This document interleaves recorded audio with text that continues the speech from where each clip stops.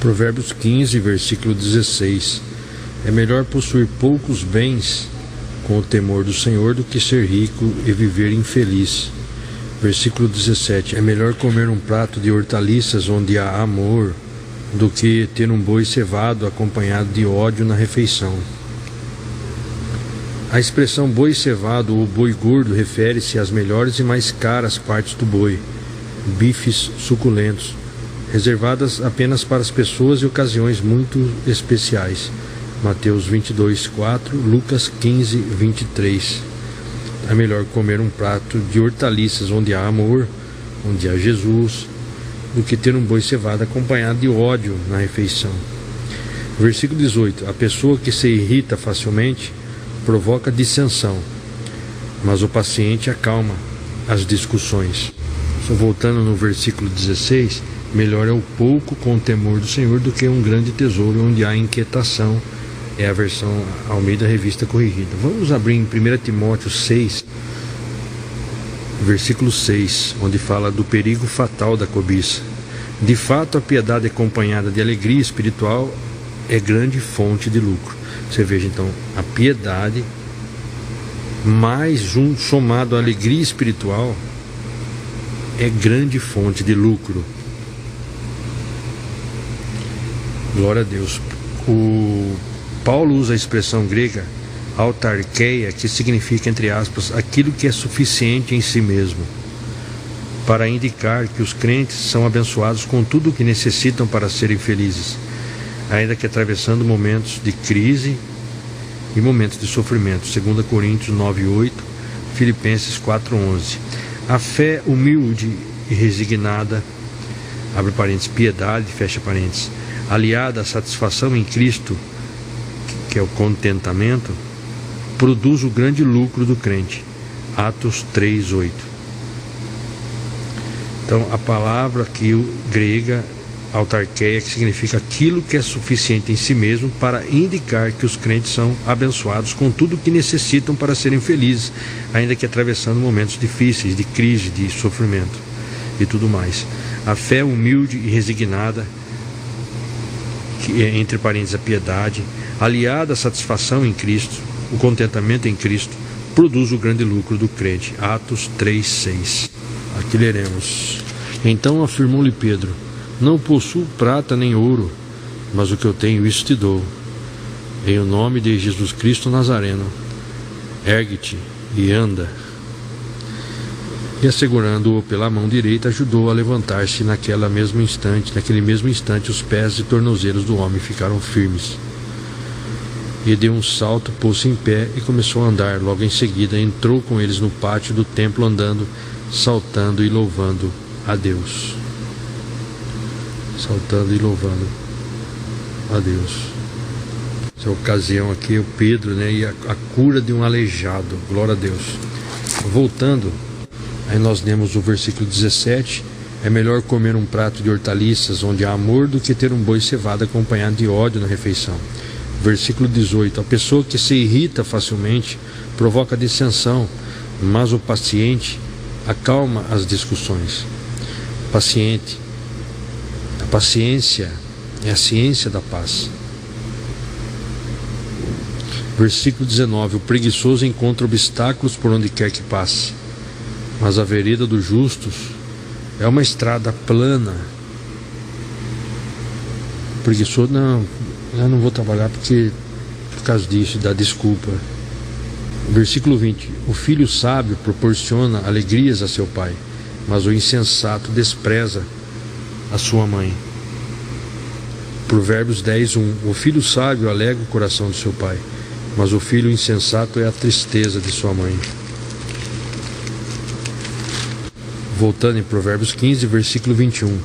As tolices alegram quem não tem bom senso, mas a pessoa de entendimento prefere as atitudes corretas. Efésios 5:15, onde nos ensina caminhando em sabedoria. Portanto, estai atentos para que o vosso procedimento não seja semelhante aos insensatos, mas andai em sabedoria, aproveitando bem cada oportunidade, porque os dias são maus. Portanto, não sejais faltos de juízo, mas buscai compreender qual é a vontade do Senhor. E não vos embriagueis com vinho que leva à devassidão, mas deixai-vos encher pelo Espírito.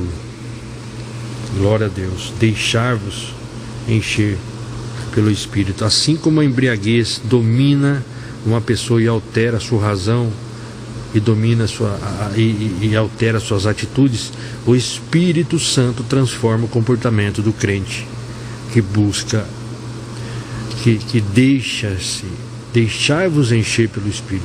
Aquele crente que busca com sinceridade todo dia ao Senhor. O tempo presente do verbo grego no original é usado para mostrar que a plenitude do Espírito Santo não é uma experiência. Repetidas vezes, conforme requeira cada ocasião,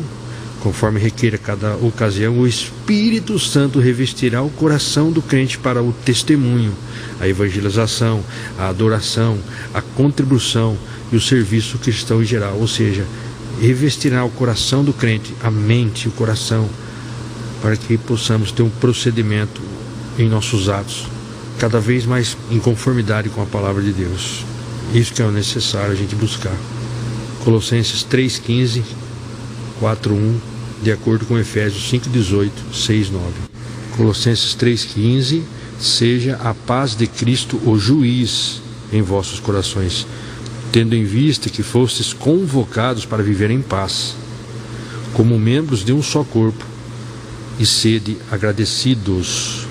Efésios 6:9. E vós, senhores, de igual modo, procedei para com vossos servos, abandonai as ameaças, pois tendes conhecimento que o mesmo Senhor deles é o vosso Senhor também, que está no céu, e não faz diferença entre pessoas. E Efésios 5:18.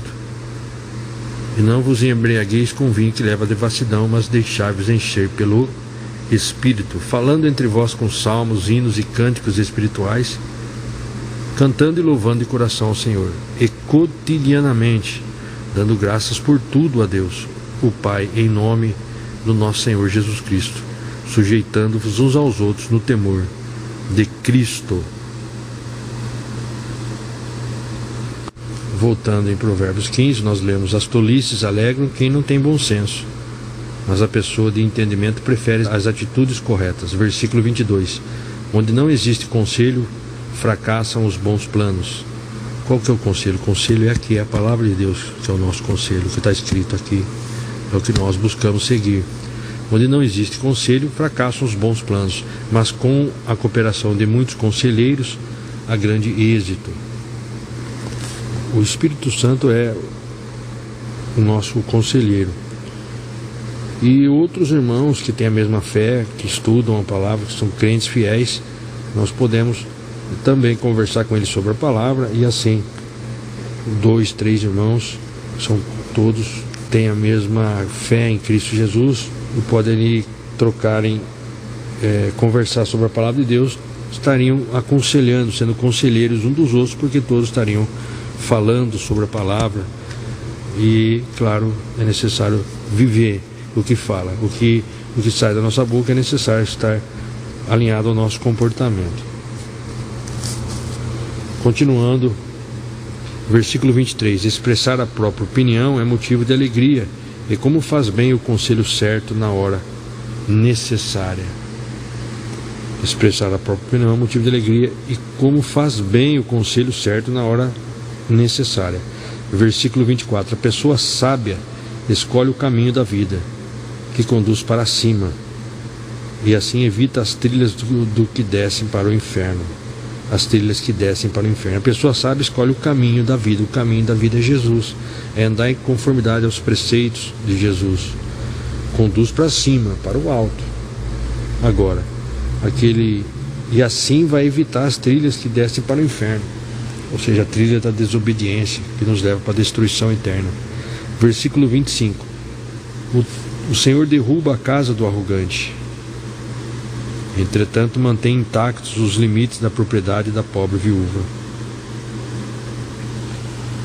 Veja só aqui, no versículo 24, a pessoa sábia escolhe o caminho da vida que conduz para cima e assim evita as trilhas que descem para o inferno. Vamos ler o comentário aqui da Bíblia KJ. O caminho e caminho da vida são também nomes de Jesus Cristo. João 14,6. É a obra e a pessoa de Jesus que nos leva para cima, para os céus e para a plenitude da presença eterna de Deus, nosso Pai. Não são os nossos talentos, não são nossas virtudes e obras que nos promovem ao céu e evitam que sejamos atirados ao abismo, ao inferno, morte ou separação eterna de Deus. Nossas atitudes boas são apenas demonstrações práticas da salvação que recebemos e da fé que foi implantada em nossos corações pelo Espírito Santo do Senhor. Então, as nossas atitudes corretas, atitudes consideradas boas, são apenas demonstrações práticas da salvação que recebemos e da fé que foi introduzida e implantada em nossa mente, em nossos corações, pelo Espírito do Senhor. Efésios 2, 8 ao 10. Glória a Deus. Aí, versículo 25. O Senhor derruba a casa do arrogante, entretanto mantém intactos os limites da propriedade da pobre viúva. Nós vimos agora há pouco no estudo que Deus resiste aos arrogantes, mas dá graça aos humildes. Veja só o comentário. Na antiguidade oriental, os proprietários de terras usavam marcar os limites de suas terras com amontoados de pedras. Quem movesse esses marcos do lugar original estaria correndo o risco de ser condenado por furto de terras. Jó 24:2, Deuteronômio 19:14. Versículo 26. Abomináveis são para o Senhor os pensamentos dos maus, porém ele se agrada sobremaneira de palavras sinceras ditas com bondade.